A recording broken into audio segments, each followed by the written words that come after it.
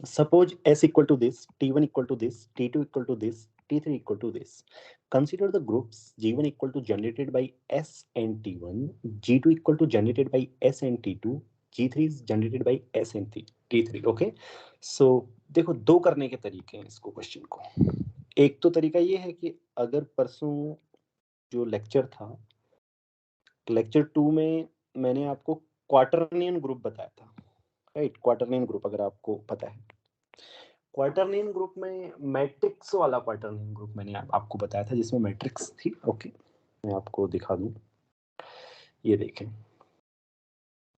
ये लेक्चर 2 है, इसमें देखो आइडेंटिटी ये रहे, ये सारे एलिमेंट जो आपको दिए हैं इसके अंदर दिखाई दे रहे हैं या नहीं दिखाई दे रहे हैं आपको? यस और no Puja? This is your S. So इनसे जो जनरेटेड ग्रुप होगा वो Q8 के अंदर ही होगा, राइट? और वो Q8 ही है, ठीक है? अगर क्लास में नोट किया होगा, मतलब अगर Q8 अगर आपने ऐसे पढ़ा होगा तो आपने पक्का एक क्वेश्चन कर लिया होगा। नहीं तो दूसरा तरीका भी है, वो भी मैं आपको बता करने का, ऐसा नहीं है कि एस इससे मतलब आपको याद हो तभी कर सको, ठीक है?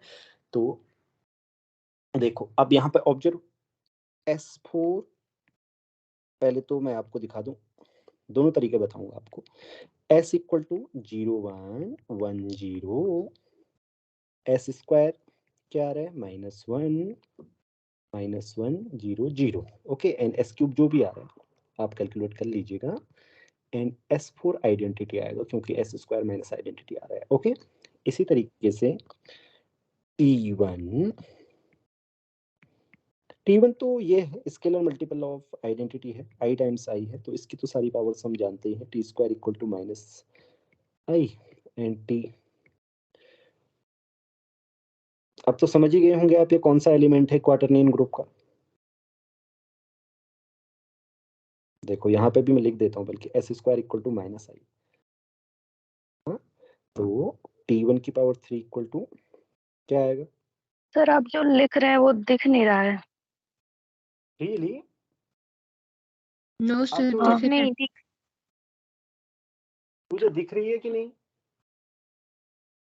नहीं लास्ट में। So you can't see, I have written here T1 cube is equal to I, sir दिख रहा है, दिख रहा है। हाँ वो तो दिख। तो क्या नहीं दिख रहा है फिर? सर कंचन का नेट प्रॉब्लम होगा शायद।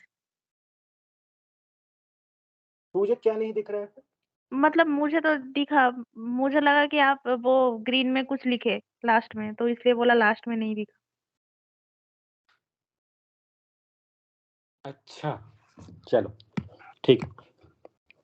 अभी देखो T1 cube is equal to -I times I and T to the power 4 is equal to I, okay. So आप समझ गए होंगे ये जो S और ये आइडेंटिटी मैट्रिक्स का स्केलर मल्टीपल है ना, ये I और इसको J कह दीजिए, तो I और J जो जनरेट करेंगे वो क्वार्टरनियन ग्रुप को जनरेट करेंगे। इसके एलिमेंट्स क्या होंगे क्वार्टरनियन ग्रुप के?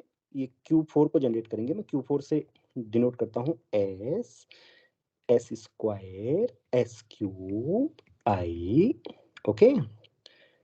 और इसको मैं सिंपली I लिख लेता हूँ, I का मतलब वही है, ये I टाइम्स I है, ओके। आइडेंटिटी मैट्रिक्स में सिंपली ये लिख लेता हूँ और -1 लिख देता हूँ। अच्छा इसको तो -I लिख दूंगा, एंड -I का मतलब आप समझेंगे कि scalar multiple of -I, okay. ये रहा, ये सारे, ओ सॉरी मैंने क्यों लिख दिया दो बार, I -I, एक कौन सा मिस हो रहा है?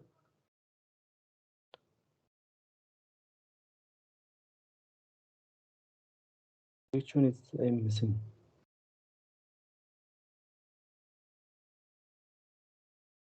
एक मिस हो रहा है, क्या आपको पता है?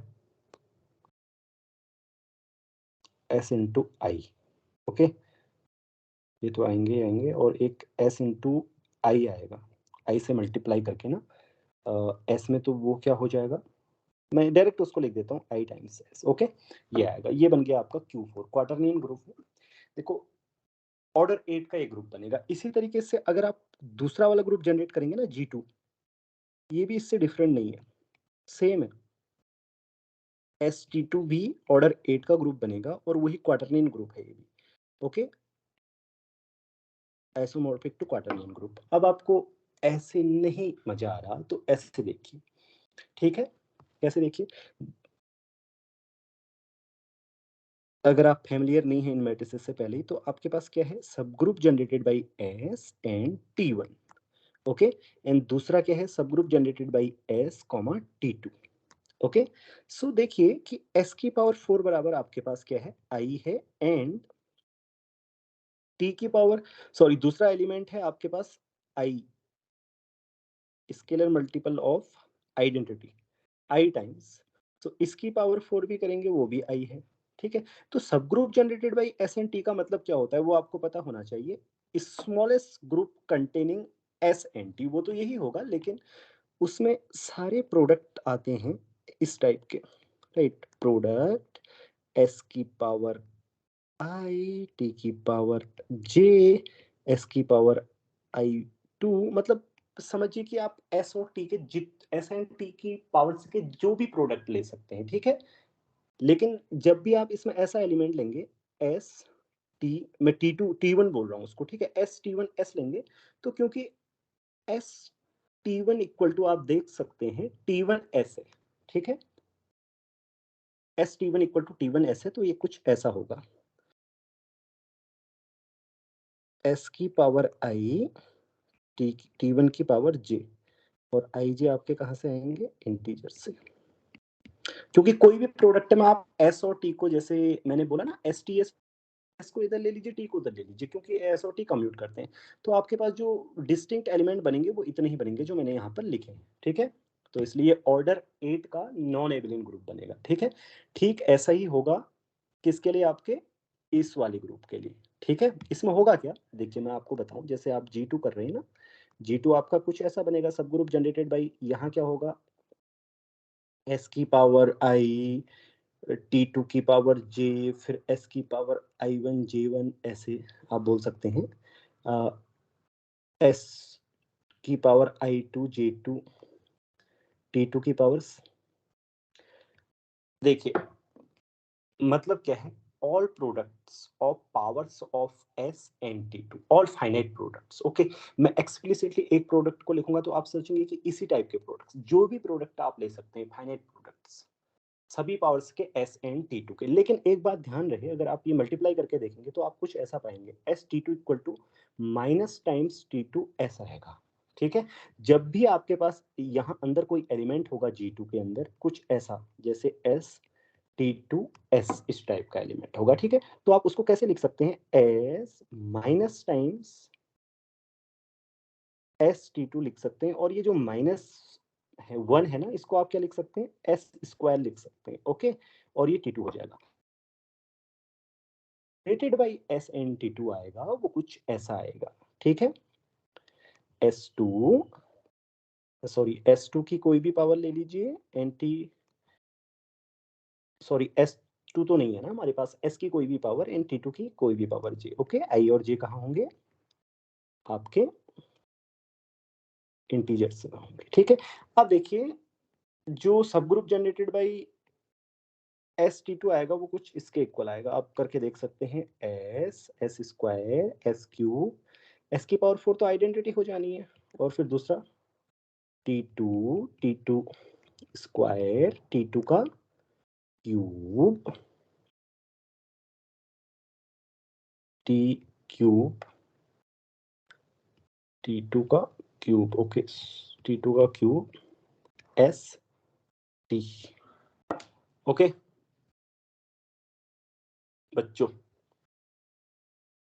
फाइन, तो ये भी आपके पास 8 ऑर्डर का एलिमेंट, मतलब 8 ऑर्डर के ग्रुप होंगे, और ये दोनों क्वार्टरनियन ग्रुप हैं, क्योंकि क्वार्टरनियन ग्रुप के ही सब दो सबसेट से ये जनरेट हुए हैं, ठीक है, तो ये आपस में आइसोमॉर्फिक होंगे, लेकिन मुझे नहीं पता है कि क्वेश्चंस में एग्जैक्टली दिया क्या है, ऑप्शंस में एग्जैक्टली दिया क्यों क्या है, G1 आइसोमॉर्फिक टू G2 दिया है या नहीं दिया है, लेकिन मैं आपको बता दूं G1 और G2 आइसोमॉर्फिक होंगे, इसलिए उनके सेंटर भी आइसोमॉर्फिक होंगे, राइट। ये पहले ऑप्शन में डाउट है स्टूडेंट्स मुझे, जैसा कि आप बोल रहे थे कि ये पता नहीं सही है या नहीं, लेकिन ये 3 ऑप्शन से बात किए थे। अब दूसरी बात आती है G3, कोई आप में से बता सकता है G3 क्या होगा? जनरेटेड बाई S, T3 है। आपको पता है इसमें एक चीज है, क्या है? S की पावर 4 बराबर I है, देखो तो, और T3 की पावर T3 का स्क्वायर इक्वल टू आइडेंटिटी है। ये डाइहेड्रल ग्रुप बन जाएगा कब, आप बता सकते हैं कब ये डाइहेड्रल ग्रुप बन जाएगा? डाइहेड्रल ग्रुप की एक प्रॉपर्टी होती है, क्या होती है पता है आपको? ऐसे लिखते हैं उसको, जनरेटेड बाई एस, एक, हाँ, 2 एलिमेंट से जनरेट होने वाला, क्या होती है?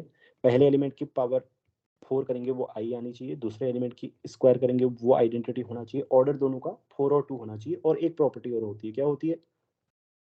T equal to T inverse S। नहीं, T3S। अच्छा हाँ, T3 S equal to S S in T, 3। हाँ ठीक है, तो आप ये वेरीफाई कर सकते हैं, इसमें कैलकुलेशन है सिर्फ, ओके, ये वेरीफाई होगा इसमें, ठीक है। अगर आप इसका इन्वर्स निकालेंगे ना, T3 का इन्वर्स, तो oh I have written it wrong, ऐसे नहीं होगा,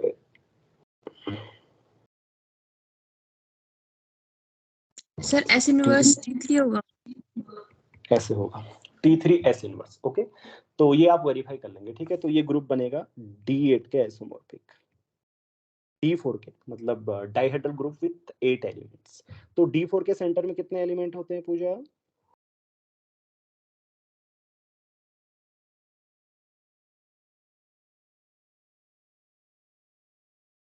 नहीं पता, 1 और 2? अच्छा, पूजा तो है ही नहीं है, 2 एलिमेंट्स होते हैं, ओके। तो इसने क्या बोला है, सेंटर Z3 का केवल आइडेंटिटी होगा बोला है, इसलिए यह रॉन्ग होगा, ओके, ठीक है। और ZG1 एंड ZG3 आइसोमॉर्फिक भी नहीं हो सकते, क्योंकि ZG1 में क्वार्टरनियन ग्रुप के सेंटर में 2 एलिमेंट होते हैं +-1, इसलिए ये भी रॉन्ग होगा। और ये पहला ऑप्शन क्या था वो आपका डाउट है, तो उसमें क्या बता, ठीक है, G1 आइसोमॉर्फिक टू G2 होगा अगर ऐसा ऑप्शन था तो। अब आते हैं हम सेकंड पे, ठीक है। देखो, जैसा कि आपने मुझे क्वेश्चन बताया कि S1 equal to ZX over ideal generated by 2 and x cube, and S2 equal to Z2X over ideal generated by x square, which of the following is are true, okay. तो ये 4 option दिए हैं, पूछा है there exist an element in S1 which is neither nilpotent nor unit, ना ही nilpotent हो ना ही यूनिट हो।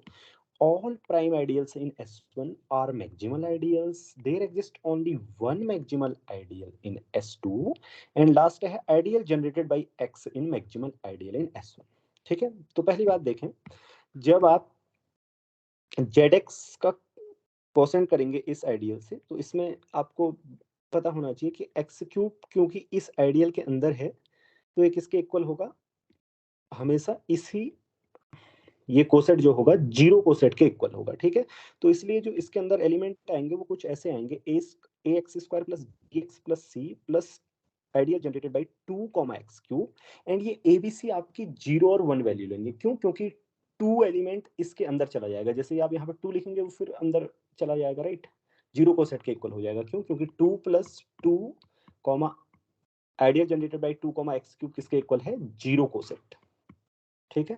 तो इसलिए ये इसके बराबर होगा। अब मैंने क्या कर दिया, इसमें वैल्यूज रख के सारी एलिमेंट्स निकाल दिए, तो टोटल एलिमेंट्स 8 आ रहे हैं, 1 2 3 4 5 6 7 5 6 7 8, ओके। अब देखिए इसमें से आप चेक करेंगे, ये तो यूनिट है, आइडेंटिटी है, और ये 0 एलिमेंट है। अब मैंने इनकी इमेज को ना, x square plus x plus 1 का मतलब है इसके ऊपर बार का मतलब है ये 2 x क्यूब। अब ये ध्यान रहे कि 2 इक्वल टू भी 0 है, x क्यूब इक्वल टू भी 0 है जब आप मल्टीप्लाई करेंगे, तो देखें x क्यूब, जब ये x स्क्वायर है ना, आप इसका क्यूब करेंगे तो ये क्या हो जाएगा? x6, और x6 क्या हो जाएगा? x6 तो 0 है क्योंकि x क्यूब 0 है, इसलिए जीरो एलिमेंट, तो ये निलपोटेंट एलिमेंट हो गया। ओके, एंड इसी तरीके से x भी निलपोटेंट एलिमेंट होगा क्योंकि इसका क्यूब जीरो है और ये यूनिट है और ये जीरो निलपोटेंट एलिमेंट है। इस तरीके से आप चेक करेंगे सभी को। अब ये x+1 क्या है, यूनिट है या निलपोटेंट एलिमेंट है, देखते हैं। x+1 का स्क्वायर, अगर हम स्क्वायर करें, राइट, इससे मल्टीप्लाई करें इसको, x² प्लस x+1 से मल्टीप्लाई करें तो आपके पास क्या आएगा, इनको मल्टीप्लाई करेंगे तो आप x³ plus 2x plus 2x² plus 1, यही एलिमेंट आएंगे, राइट। इसका बार अब आपको पता होना चाहिए कि आप अलग अलग बार भी रख सकते हैं। 2x 2 मैंने बोला कि जीरो है ना, जीरो एलिमेंट, तो और x³ भी जीरो एलिमेंट है, तो आइडेंटिटी, इसका मतलब ये भी यूनिट और ये भी यूनिट आ गई और ये भी यूनिट आ गई। अब बचा केवल एक एलिमेंट, x² प्लस 1। अब ये निलपोटेंट है या यूनिट है वो देखना है हमें। अगर ये निलपोटेंट है तो इसकी पावर n करके जीरो आना चाहिए। इसकी पावर आप n जब भी करेंगे ना, लेकिन इसमें जो भी एलिमेंट आएंगे x वाले कोफिशिएंट, लेकिन 1 हमेशा आएगा क्योंकि कभी जीरो के इक्वल हो नहीं सकता। +1 और सारे एलिमेंट जीरो हो भी गए लेकिन 1 तो जीरो नहीं होगा, 1 तो हमेशा आना ही है इसमें, और तो सब x वाले आएंगे ना, तो इसलिए ये एलिमेंट जीरो नहीं हो सकता। इसका मतलब ये निलपोटेंट नहीं हो सकता। अगर ये यूनिट है, इसका इनवर्स यही होना चाहिए क्योंकि 1 का इनवर्स 1 है और ये एक दूसरे के इनवर्स हैं और ये दो निलपोटेंट हैं और ये जीरो निलपोटेंट है, तो अब यूनिट के लिए केवल यही बचा है। तो देखते हैं ये अपना इनवर्स है या नहीं। ओके, तो ये आएगा x⁴ 2x² प्लस 1। x⁴ को हम लिख सकते हैं क्योंकि x³ इक्वल टू आपके पास जीरो है, तो इसका मतलब ये भी यूनिट आ गया, ठीक है। क्योंकि x³ जीरो है तो x⁴ भी जीरो है, 2 भी जीरो है, तो ये यूनिट हो गया, राइट। इसका मतलब ये भी यूनिट है। तो ऐसा एलिमेंट हमें नहीं मिला जो ना ही निलपोटेंट था ना ही यूनिट था, ठीक है। ऐसा एलिमेंट नहीं मिला, तो या तो वो यूनिट मिल रहा है या फिर निलपोटेंट एलिमेंट मिल रहा है, तो ये गलत हो गया। All prime ideals in S1 are maximal ideals. अब ये इस आइडियल को आपने S1 नाम दिया है, इसमें जितनी भी प्राइम आइडियल्स होंगी वो मैक्सिमल होंगी बोला है। अब आपको पता होना चाहिए, ये तो सारी यूनिट्स हैं, देखिए ये और ये 4 यूनिट्स हैं। आप इसमें मैक्सिमल आइडियल, मान लें हम आइडियल जनरेटेड बाय x लेते हैं, राइट।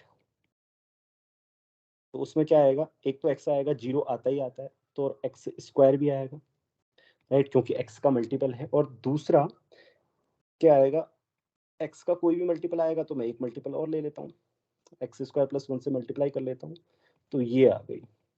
ओके, ये आइडियल होगी, आप इसको वेरीफाई कर सकते हैं। All prime ideals in S1 are maximal ideals. By the way I don't think that मुझे ये लेने की आवश्यकता है क्योंकि सारी प्राइम आइडियल्स इसने बोला है S1 में मैक्सिमल आइडियल होंगी वो, हाँ, क्योंकि ये finite commutative ring with unity है और इसमें जीरो प्राइम आइडियल नहीं है, केवल ये वाली आइडियल, ये जीरो प्राइम आइडियल नहीं है। क्यों? क्योंकि हमारे पास बाहर दो निलपोटेंट एलिमेंट्स हैं जिनका हम प्रोडक्ट लेंगे तो वो इसके अंदर आते हैं, राइट। ये x² और x क्या है, तो बाहर के एलिमेंट है जिनका प्रोडक्ट करोगे जीरो आइडियल के अंदर आएगा। इसका मतलब नॉन, जो भी प्राइम आइडियल यहाँ होगी वो नॉन जीरो होगी, और कोई भी नॉन जीरो प्राइम आइडियल क्या होती है finite commutative ring with unity में, मैक्सिमल होती है, इसलिए ये सही होगा। Okay, there exist only one maximal ideal in S2। अब S2 के बारे में पूछा है, एंड लास्ट वाला है तो ideal generated by x is maximal in S1।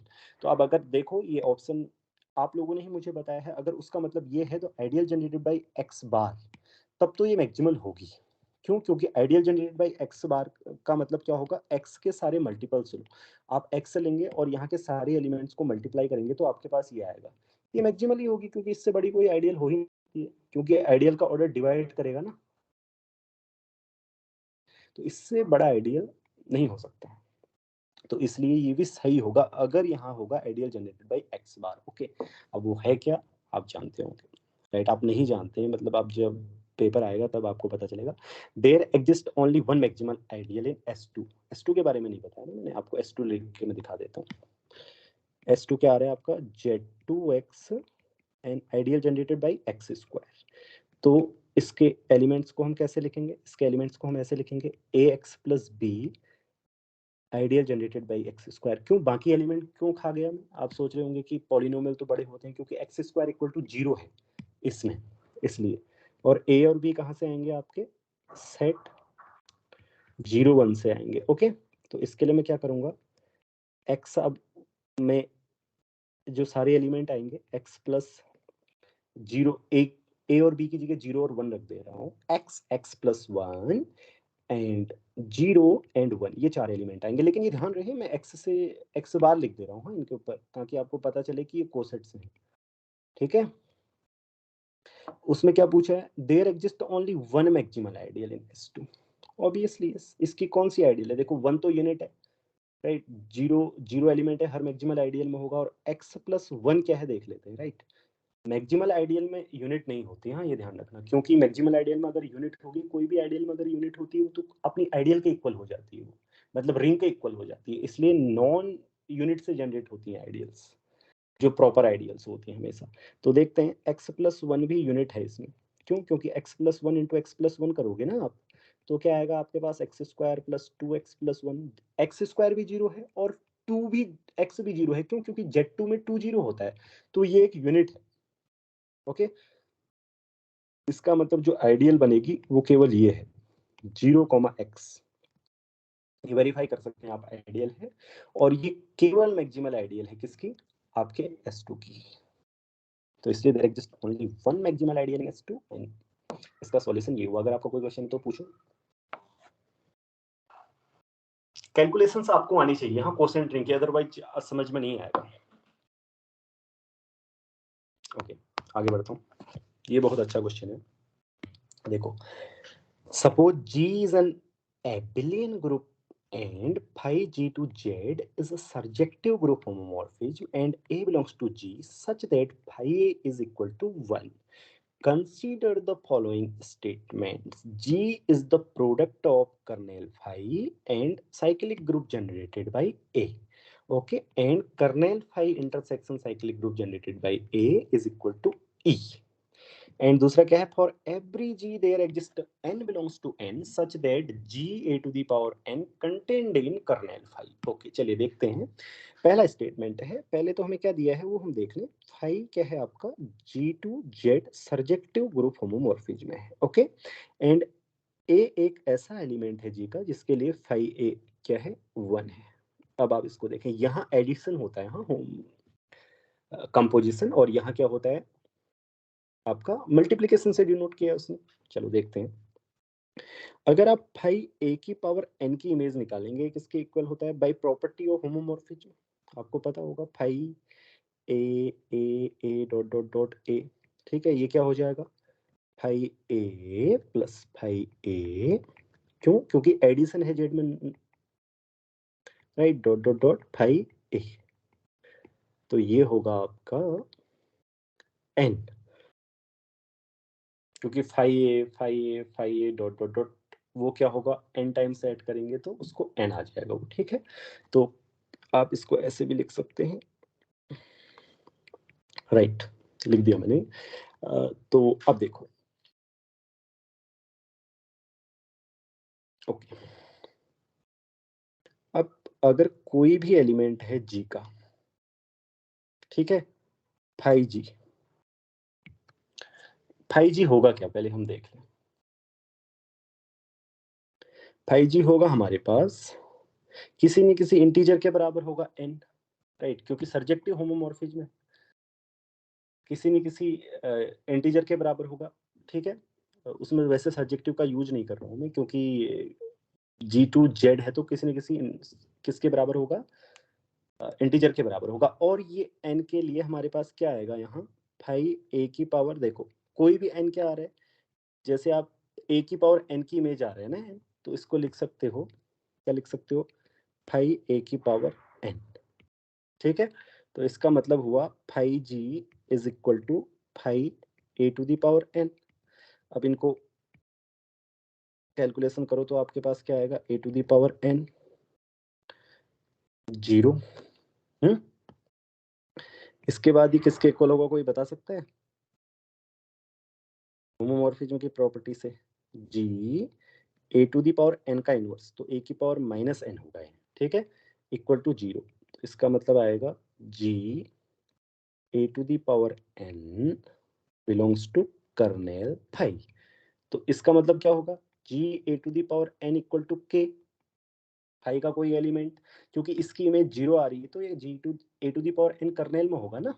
अब देखो g a to the power n अगर के में है तो यहां से हम लिख सकते हैं g equal to k times a to the power minus n. अब के कर्नेल फाई का एलिमेंट है और a to the power n कहाँ का एलिमेंट है, cyclic group generated by n का, cyclic group generated by a का element है। ओके, तो इसलिए हमारे पास क्या आएगा, पहला वाला ये पार्ट सही आएगा। अब दूसरा वाला पार्ट चेक करते हैं। Okay, kernel phi intersection a is equal to identity element, इसने बोल रहा है कोई एलिमेंट ले लेते हैं हम जो कर्नेल फाई में भी है और जी क्या है, साइक्लिक ग्रुप जनरेटेड बाई ए में भी है, ऐसा हम मान लेते हैं। ठीक है, ऐसा मानने के बाद अब आप देखेंगे अगर जी कर्नेल फाई में है तो इसकी इमेज 0 आनी चाहिए, वही कर्नेल की डेफिनेशन होती है। और दूसरा, अगर जी साइक्लिक ग्रुप जनरेटेड बाई ए में है तो जी होना चाहिए ए की पावर आई, कोई ना कोई ए की पावर होना चाहिए। ठीक है, तो इसका मतलब है जी की जगह ए की पावर आई रख दीजिए, फाई ए की power i is equal to 0। ठीक है, ए की पावर आई है किसके इक्वल, फाई ए की पावर आई, होमोमॉर्फिज्म की प्रॉपर्टी से, या आप इसको ऐसे बोल सकते हैं आई टाइम्स फाई ए, फाई ए फाई ए फाई ए ऐसे ऐड करेंगे ना तो ये इक्वल टू 0 आएगा।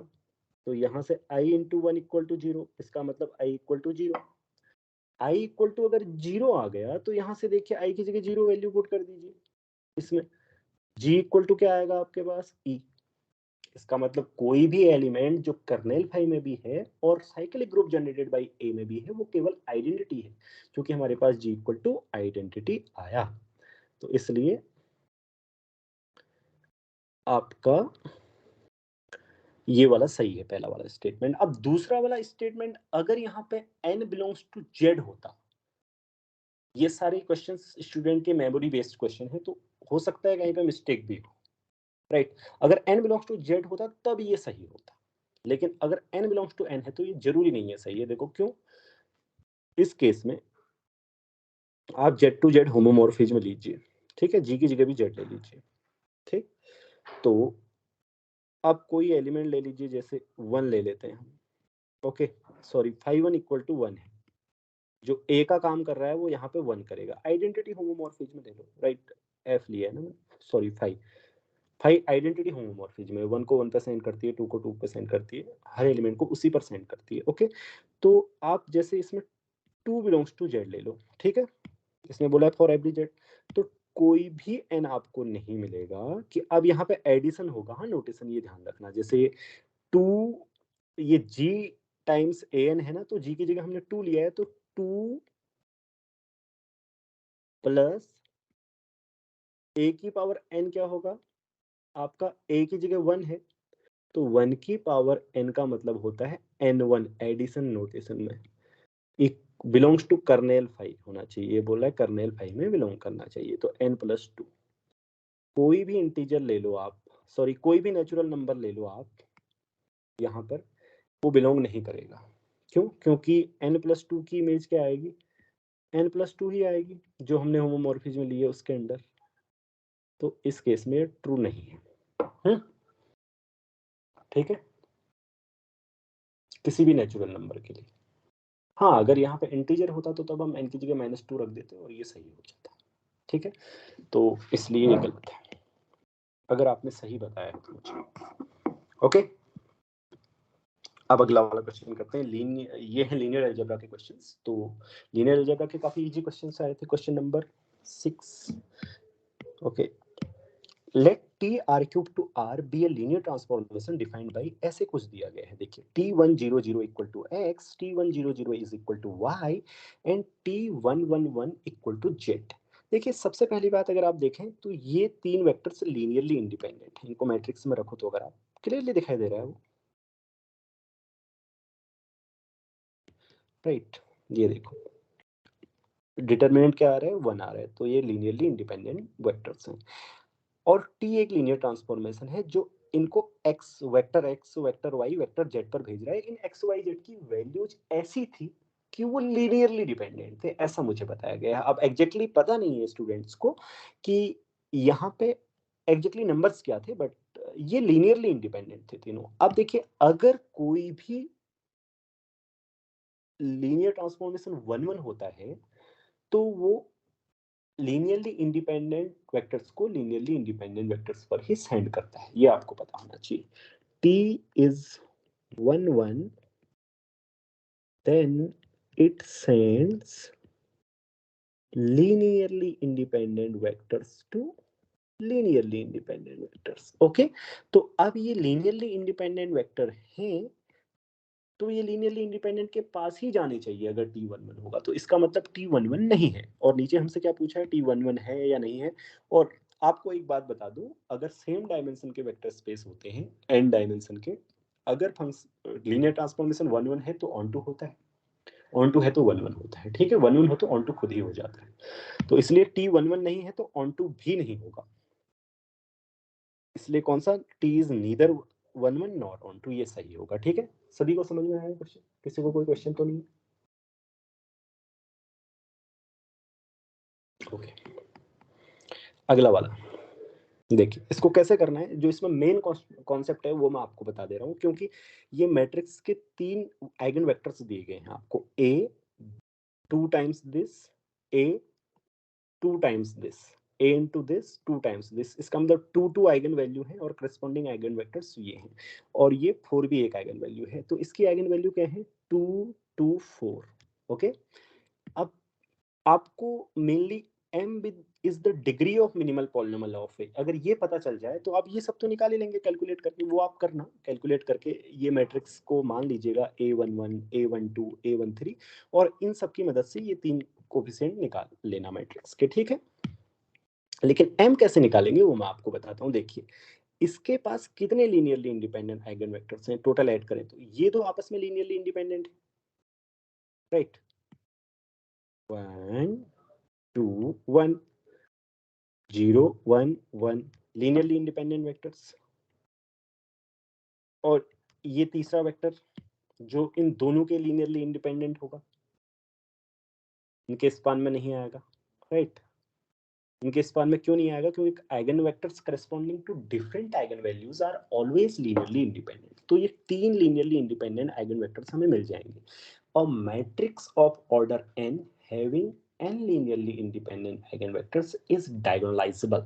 और डायगोनलाइजेबल अगर मैट्रिक्स होती है तो उसकी कैरेक्टरिस्टिक पॉलिनोमियल, उसकी मिनिमल पॉलिनोमियल हमेशा लीनियर फैक्टर्स में टूटती है। इसकी कैरेक्टरिस्टिक पॉलिनोमियल तो आप समझ ही गए होंगे, क्योंकि इसकी आइगन वैल्यूज क्या दी गई हैं, 2 and 4, तो x-2 का स्क्वायर एंड x-4।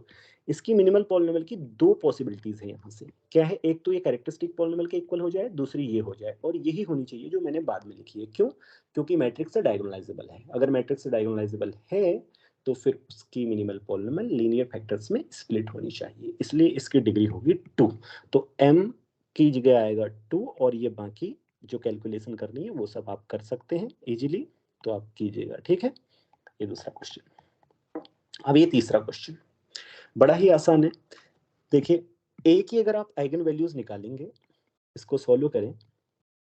ये पहले आपको ए मैट्रिक्स दी और पूछा है ये दो मैट्रिक्स डायगोनलाइजेबल है या नहीं है। देखिए, eigen values of A R 3,1। Okay, 3,1 आ रही है।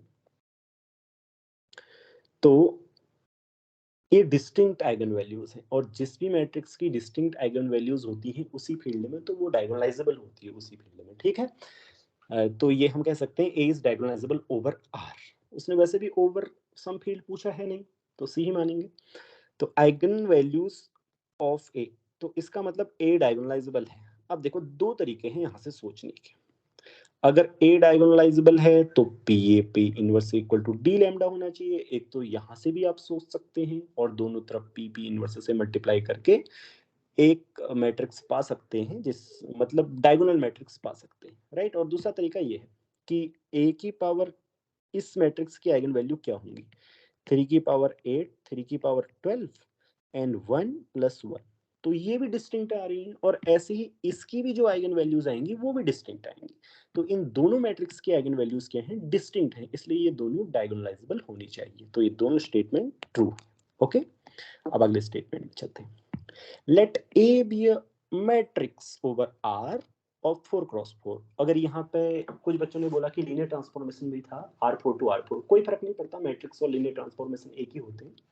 तो नल स्पेस ऑफ ए आपको दिया गया है x1 plus x2 plus x3 x4। R4 का एक वेक्टर है x1 plus 2x2 plus alpha x3 plus beta x4। ये मैंने अल्फा बीटा इसलिए लिखा है, ये कोई नॉन जीरो नंबर है, एग्जैक्ट नंबर याद नहीं है स्टूडेंट को, ठीक है।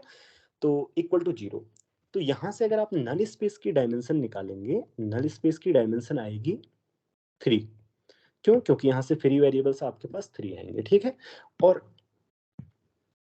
नल स्पेस का मतलब क्या होता है जानते हैं आप? इसके सॉल्यूशन, इस ax इक्वल टू 0 के कितने सॉल्यूशंस हैं, लीनियरली इंडिपेंडेंट, मतलब जितने भी सॉल्यूशंस होते हैं वो नल स्पेस की डायमेंशन होती है।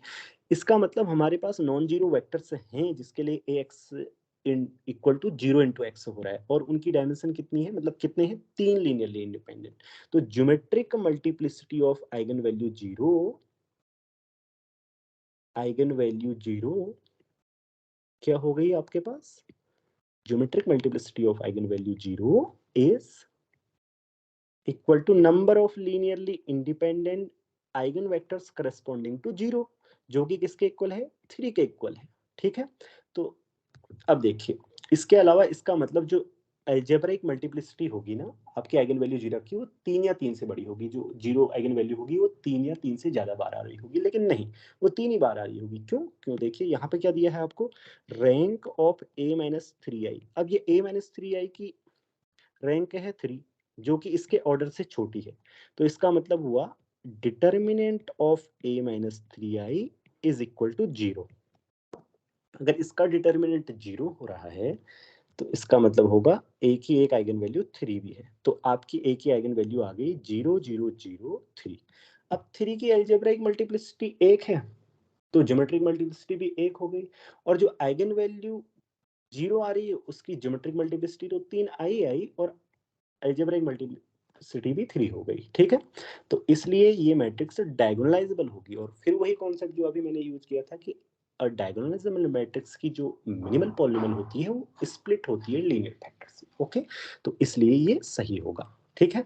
और दूसरा, इसको ऐसे भी सोच सकते हैं, देखिए यहाँ से अगर आप सोचेंगे तो आपको इसकी डायमेंशन 3 मिली, ठीक है, 3 linearly independent eigen vectors corresponding to eigen value 0।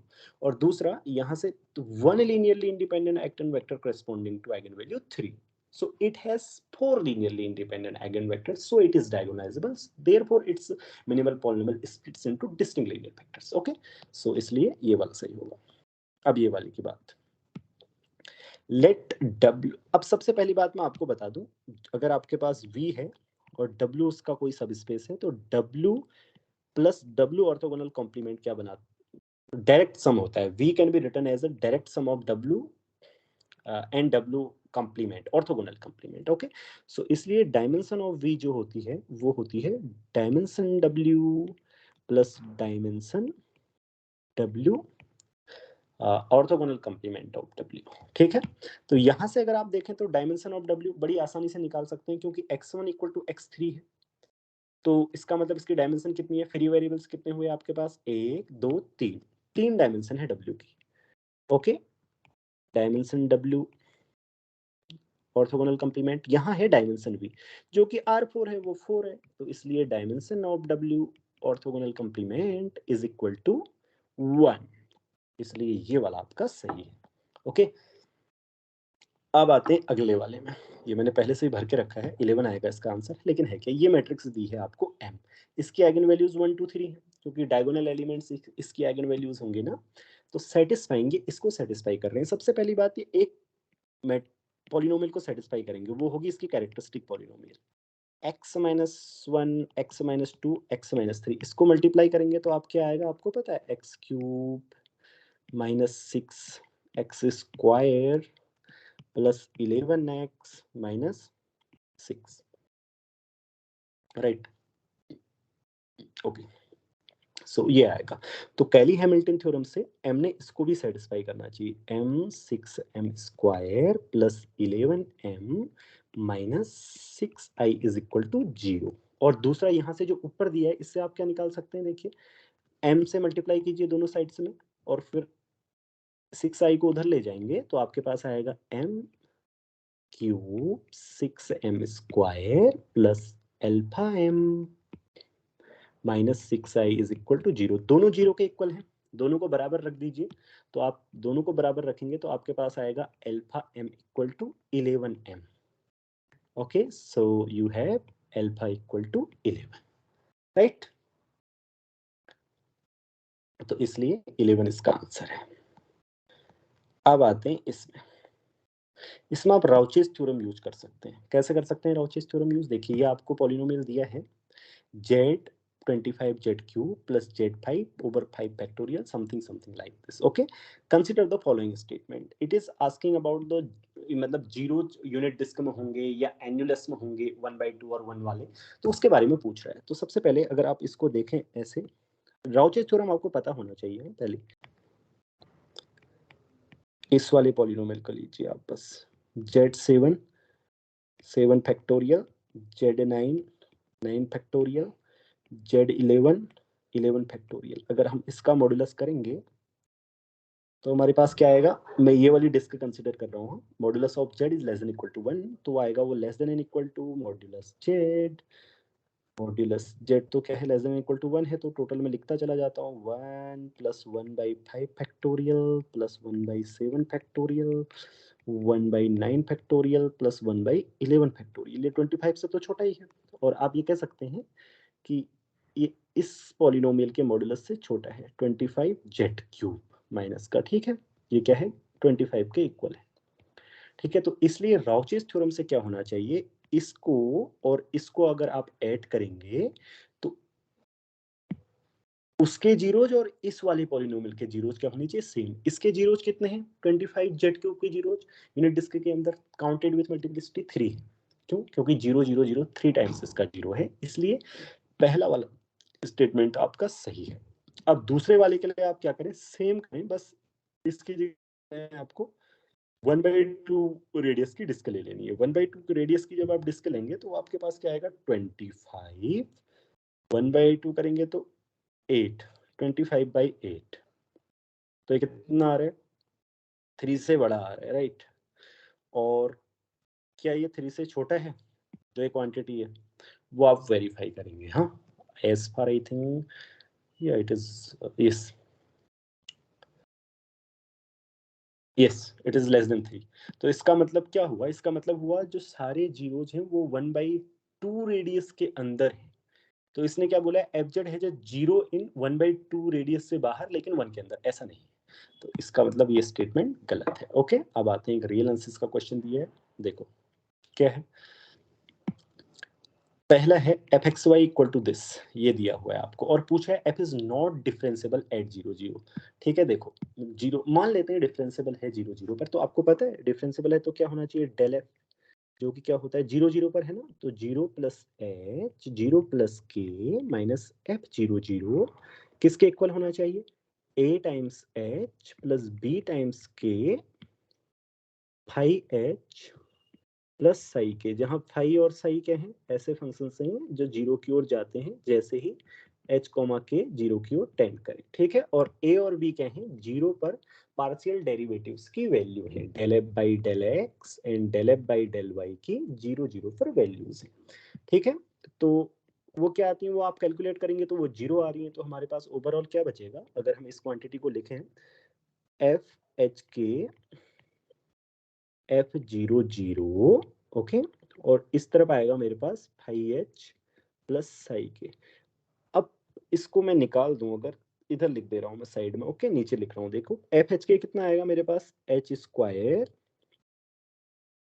k over h square plus k square.